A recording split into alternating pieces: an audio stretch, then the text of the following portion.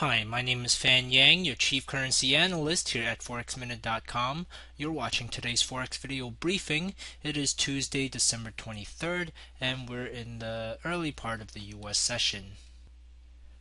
The pound dollar pair has been consolidating since mid-November, although we can see in this 4-hour chart that it has maintained the bearish bias for the most part.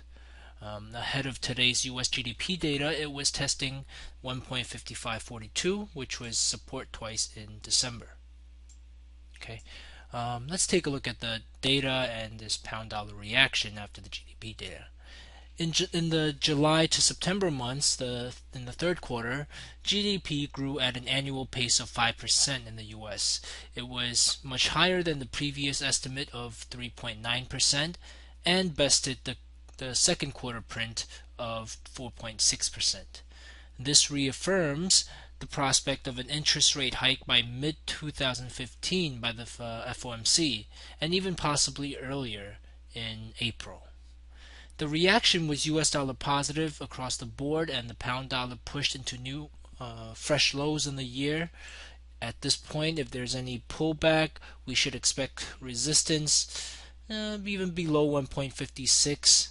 There's some key previous support levels here, and the current intra-session resistance here around 1.56. So pullback should be expected to hold below 1.56 for further downside risk. Now, when we look at the monthly chart, okay, we can see that as price approaches this 1.53 area, it will be testing some of these common lows from 2011 to 2012.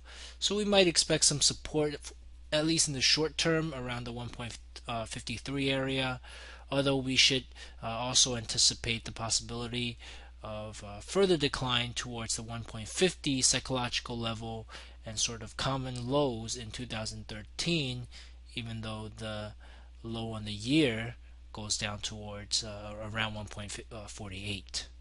Okay, so 1.53 we can expect some short-term support, but the more I think 1.50 is a more significant support for against the current persistent downtrend.